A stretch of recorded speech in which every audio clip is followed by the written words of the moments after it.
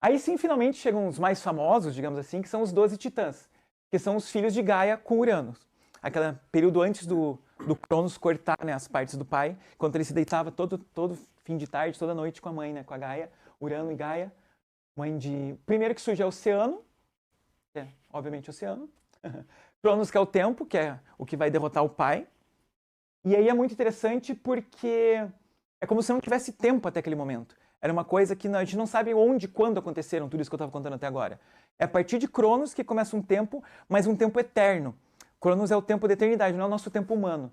É um tempo onde não era contado as coisas. Já existia o tempo aqui sim, mas ele é de outra ordem, assim. As coisas não se desenrolavam assim no mundo, numa linearidade como acontece. Provavelmente tem alguns teóricos, tipo Mircea Eliade, e o próprio Nietzsche vai falar sobre isso, que era um tempo cíclico, eram coisas que retornavam sempre, porque era um tempo da eternidade. E os gregos e vários outros povos tinham essa ideia de que a eternidade é circular. Aí quando, por exemplo, Zeus, seria o momento quando Zeus derrota Cronos, o pai, que ele talvez esticasse o tempo e colocasse o tempo de forma linear. E daí a gente pode viver, né, no tempo linear, porque para mortais é impossível viver num tempo da eternidade. A gente ficaria maluco, né? A gente é finito. Então, Coios, que é o... pode ser... Aqui a tradução é muito difícil. É mente inquisitiva, dúvida ou questionamento. E não, por incrível que pareça, nunca está comentado ele junto com a filosofia. Mas ele vai gerar outros deuses que vão ter esses atributos de serem questionadores, de se perguntarem, de criarem dúvida nas coisas. Crios é liderança, animais domésticos, constelações, e ele tem a forma de um carneiro. Então é ele que vai dar a forma e o nome para o signo de Áries. É o primeiro do zodíaco, que abre, né, o séquito do zodíaco. Então é esse deus que está fazendo isso, é Crios. Ele é o carneiro que está iniciando todas as constelações do mundo celeste. Hyperion, que é a luz. Aqui sim, ó, só aqui que vai surgir a luz. Luz assim como uma entidade propriamente dita. Ainda não tem o sol, lembre-se, mas já tem a luz. Jápeto, que é a mortalidade e o tempo de vida, que obviamente não se aplica a nenhum desses que a gente falou aqui, nenhum dos deuses, né? Só aqueles monstros, né? Como o Héracles matou, inclusive. Mas os deuses aqui, nenhum deles, os titãs, ou os anteriores, Gaia e Uranus, eles não podem nunca ser mortos ou derrotados. O Platão vai explicar isso, por exemplo, no Timeu, de forma como o mundo foi criado com três... Na verdade, várias raças. A primeira, tudo pelo Demiurgo. O Demiurgo é uma espécie de artesão, assim, que vai criando tudo. Ele vai misturando várias coisas, vários elementos para criar... E tudo que ele cria é imortal. Então ele cria os deuses e só. E ele para por aí. E ele cria metade da alma do homem. Aí a outra metade da alma do homem não pode ser criada por ele, porque senão o homem ficaria imortal. E daí é por isso, vocês vão ver aqui, vai acontecer. O Prometeu vai ficar encarregado disso. Daqui a pouco aparecem já os dois irmãos, o Prometeu e o Epimeteu. Eles vão ficar encarregados de criar a gente e os outros animais. Os que correm, os que nadam e os que voam. E a gente deveria estar entre os que andam sobre a Terra, né? Mas daqui a pouco eu conto sobre isso. Então, Jápeto, a mortalidade e o tempo de vida, que vai se aplicar pra gente depois, né? E para todas as outras coisas que não sejam deuses. Aí ainda entre os titãs tem Tétis, que é o mar e as fontes, ou seja, ela é meio que a parte da água doce, digamos assim. Esse mar ali é meio ambíguo, mas ele fica mais próximo, porque já tem o mar, já tem o oceano, já tem esses outros deuses, já tem o mar profundo. Ela fica mais com uma espécie de água potável, esse tipo de coisa. Então são uma espécie de mar interior, assim, ou um mar fácil de navegar, que seja próximo da costa, e as fontes de água doce, água potável. Aí você tem Febe, que é a profecia e a lua. Vocês vão ver que vai repetir muito depois. Por exemplo, Selene vai ser a deusa da lua. Porque lembrem que os Olímpios vão derrotar os pais dos titãs. Então todas as categorias que eles regem vão ser regidos por outros deuses, né, pelos filhos. Porque eles vão ser derrotados e banidos para o Tártaro. Então aqui, por exemplo, por enquanto ainda a lua é de Febe. E leis e justiças, por exemplo, é de Temis. Depois as leis e a justiça vão caber a Zeus e a uma deusa também. Já tem o Hyperion, né, que era a luz, mas aqui é uma espécie de luz mais voltada para a contemplação, para a visão, assim, essa luz visível, digamos assim. Como eu falei, também é bem redundante, os mitos gregos eles não são extremamente certinhos e bem definidos, assim, muita coisa se sobrepõe. E Mnemosine, lembrando no começo a memória, que vai ser a mãe das musas, com Zeus.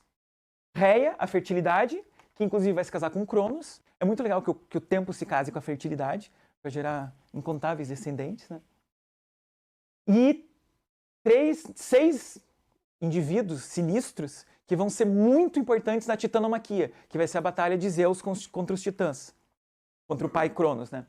Então você tem 3 hecatônquiros, que significa 100 braços. Então eram criaturas monstruosas com 100 braços e 50 cabeças. São 3, o Brontes, o Estéropes e o Arges.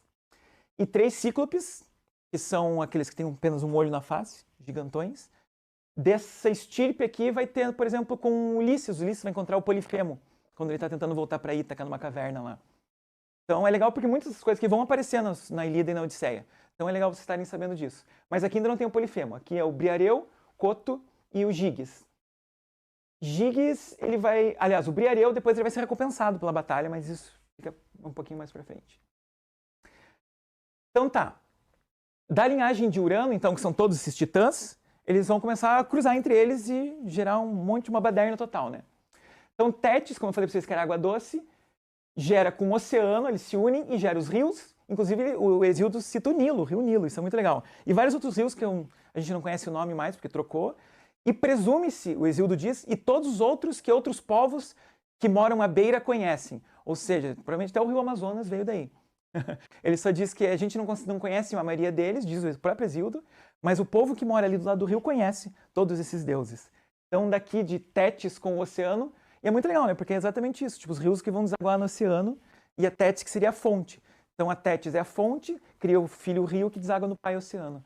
Isso é muito interessante como funcionam essas conexões. O nome dos deuses são os rios. É uma categoria de deuses, né? Aí um dos deuses é Nilo, literalmente, o rio Nilo. E a gente poderia dizer que um dos deuses é Amazonas, ou São Francisco, ou qualquer coisa do gênero, Rio Amarelo, Yangtze, que tem na China. E também dessa mesma união vão surgir as ninfas, cuja rainha é Dione, que, como eu falei pra vocês, depois ela vai se casar com Zeus. Casar não, porque, bem, tem uns 3, 4 esposas, uns 3, 4 amantes, mais uns 3, 4 estupros, é uma loucura. Então é difícil saber se ela queria mesmo ou não estar lá com Zeus, mas enfim, vai gerar a Afrodite, ali a Afrodite vulgar, né? Pandemia. Então, além disso, aqui desses casalzinhos, é isso. Aí você tem Dateia, que é a luz, ela gera sozinha Hélios, agora sim, finalmente o Sol. Hélios é uma espécie de carruagem brilhante, feita de ouro, que corre durante o dia. É por isso que a gente vê o Sol andando lá, é a carruagem de Hélios. Selene, finalmente a Lua, e Eos, que é a Aurora. Então, eu acho que a Theia já era os filhos mais bonitos aí dessa história, por enquanto. E a Lua, o Sol e a Aurora. Eu acho isso muito bonito. Aí, Euríbia, que era aquela da fúria do mar, ela gera com Crios, que é o das constelações, lembra do carneiro do Áries. Vai gerar Palas, que é o deus dos ofícios guerreiros. Inclusive, vai ter uma característica, uma especificidade de Atena depois, que é Palas Atena. Então eles vão estar associados várias vezes, assim como a Afrodite vai estar associada com Eros, frequentemente. Astreu, que é dos astros e aqui eu escrevi errado, perdão, das estrelas. Literalmente é como se fossem o resto de todos os astros, tirando o Sol e a Lua, e as estrelas num modelo bem, vamos dizer, entre aspas, terraplanista ou bem primitivo, que é como se fossem enfeitinhos colocados na abóbada celeste, as estrelas. Eles não tinham uma noção, obviamente, avançada de astronomia, para poder saber que eram iguais ao Sol, né? Então são uns enfeites ali na abóbada celeste, que é Urano, ou seja, como se fosse colado na barriga do Urano, todas essas estrelas, graças ao Astreu. E Pérseus, que é a destruição, o deus da destruição. E ainda aqui, né? Tá, Euríbia gera junto com Crios. Aí Eos, que é a aurora, gera com Astreu, que são os astros. Ou seja, amanhã gera com todos os astros do céu os ventos, o que eu acho super legal. Zéfiro, que é o vento oeste. O vento oeste vai aparecer também, ele vai cruzar, não aqui no Hesíodo, mas o Platão fala sobre isso, e em outros lugares. O Zéfiro vai cruzar com Íris, que é a deusa do arco-íris, para gerar um Eros, uma versão do Eros, que é o deus do amor. O Bóreas, que é o vento norte, ele vai aparecer novamente no Fedro do Platão. Eu acho um livro interessantíssimo, porque está cheio de mitologia, cheio de filosofia, cheio de amor. Literalmente é sobre amor e beleza esse livro. Lá eles narram que o Bóreas rapta Eurítia, que estava dançando com Farmaceia, a amiguinha dela. Os nomes são ótimos, né? Que é a palavra que vai gerar farmácia, né? Na verdade, o nome dela significa feiticeira. Ou seja, tem algum farmacêutico aqui? Todo farmacêutico é um feiticeiro. Faz sentido, não faz? Então, o Boreas chegou lá e raptou. Ela estava dançando, a Eurítia, ela era super linda, como toda ninfa. E o Boreas pega e rapta ela e leva embora para ficar com ela. E isso o Platão conta isso de um jeito legal ali no diálogo do Fedro. Tem a aula do Fedro, vocês acham que todo mundo tem aqui, tem acesso online, quem não assistiu, vejam lá que é interessante. Aí Notus, que é o vento sul, e eu coloquei aqui Eurus, o vento leste, porque ele está presente em outras partes da mitologia, mas o Hesíodo meio que pula o vento leste. Ele não coloca, mas eu resolvi colocar porque em outras fontes ele é colocado aqui como um dos irmãos. Fósforos, eu acho muito interessante esse nome, é a mesma palavra que a gente usa mesmo, fósforo, que é a estrela da manhã, ou seja, eles não tinham noção de que a estrela da manhã era Vênus, senão, obviamente, ou Afrodite, né? Eles tinham presumido que era Afrodite. O planeta, né? É a mesma coisa. Então eles chamam de fósforos a estrela da manhã. E todos os demais astros brilhantes surgem, o que não tinha surgido ainda de coisa brilhante no céu, surge agora. Aí finalizou toda a constituição do mapa celestial e constelações e tudo o resto. E cometas e qualquer coisa que vocês imaginem. E Estige é uma mulher, inclusive, uma ninfa, né? Aliás, uma oceânide. Ela é um dos rios do Tártaro. É o rio que, inclusive, Aquiles foi banhado. Isso vai ser contado amanhã, né? Amanhã não, na próxima semana, na Ilíada. Mas a mãe do Aquiles pegou ele pelo calcanhar e mergulhou no Estígios para ele ganhar invulnerabilidade. Só que ele não ficou invulnerável na parte que ela segurou, né? Que é o calcanhar de Aquiles. Por isso que é o ponto frágil dele. Então ele foi banhado nela, na Estige, que em grego fica Styx, que é um dos rios do Tártaro. Tártaro tem 9 rios. Um deles é o Lete, que é o rio do esquecimento. Quando a gente vai para lá, a gente morre, a gente esquece de tudo. É muito legal. Você tem que pagar o barqueiro, o Caronte também, para atravessar o rio. 2 moedinhas de ouro, por isso que sempre nos rios fúnebres gregos tem que colocar as 2 moedas de ouro. Chegar lá e não ficar... Então ficar eternamente parado na margem, não consegue atravessar. Coisa horrorosa, né? Imagina. Eu tive que ficar na fila do médico, na fila do banco pela eternidade. É muito pior do que o inferno. Então, ela, a Estige, uma oceanídea, ela vai se unir ao Palas. Lembram que ele é das artifícios militares e tal. E ela vai parir zelo, que é rivalidade. Eu acho engraçado que provavelmente é a mesma palavra que a gente usa para zelo, mas aqui tem uma conotação um pouco diferente. É aquela rivalidade saudável, digamos assim. Tipo, se alguém que assiste anime, esse tipo de coisa, tipo Naruto e Sasuke, ou sei lá, Vegeta e Goku, é aquela rivalidade construtiva que normalmente os asiáticos têm. Nos personagens japoneses tem muito disso, que é essa rivalidade que ela é uma coisa zelosa, é quase uma amizade, mas você cuida do teu rival, você quer ser igual ou melhor que o teu rival. Então é positivo isso aqui, essa rivalidade.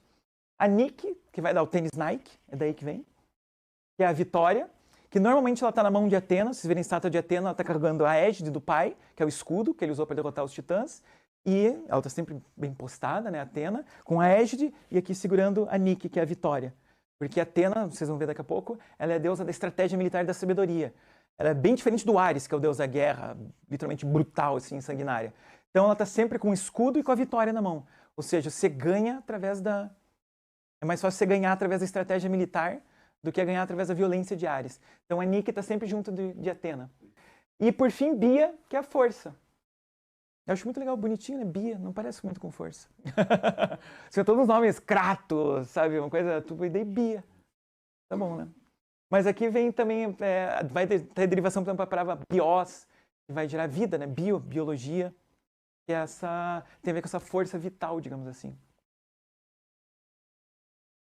Aí, continuando, né? Toda essa prole, tem a Febe, que lembrem a profecia, junto com o Coios, que é aquele questionamento, eles geram Leto, que ela é mais ou menos a deusa do anoitecer, em oposto à Aurora, que obviamente é da Aurora, mas ela acaba se tornando um pouco a deusa da maternidade, da infância e do cuidado das crianças, pelo que vai acontecer depois.